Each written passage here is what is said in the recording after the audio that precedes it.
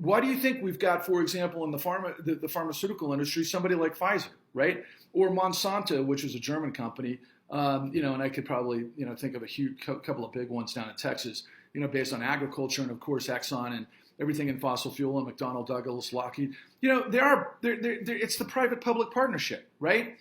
And what we've done is we've just dramatically taken all of the power away from the dynamic economy where we have competition in regional situations, and we've just basically centralized all this force under these things, and we've created this backstop and this globalism where everybody got involved with it. So do you see it? It's not that complicated. Yes, we are being marionetted by the powers that be, and you need to learn about it. You have to. Otherwise, you're going to be a victim of it.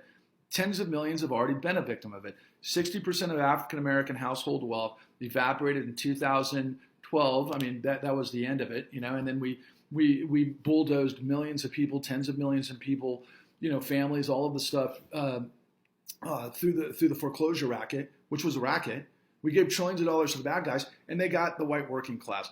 Guys, you can hate me. You can pretend like you think that you know more than I do. You don't.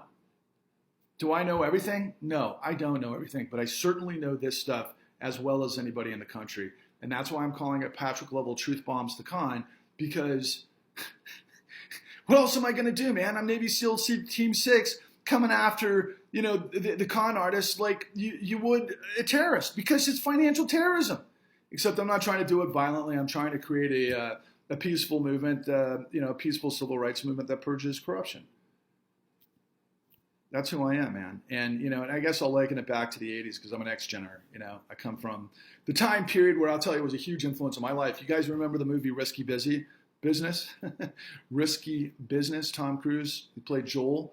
Remember that time period, that moment in the film when, he's throwing the big party at the end with all of the prostitutes and how that all came together, and he's like, puts on his glasses because he was doing the interview with the guy from Princeton, and he says, because he thought he was going to actually go down the drain and actually not get into Princeton because he was throwing this party with criminals and everything, which actually should tell you everything. And Joel says, he puts on his glasses and he says, sometimes you got to say, what the fuck? Take your shot. That's what I'm doing. Say what the fuck. Take your shot. Join us on this incredible mission to create the great resurrection to save our country. Because I'll tell you right now, it's going to get worse, and we're the only ones who can save it. You can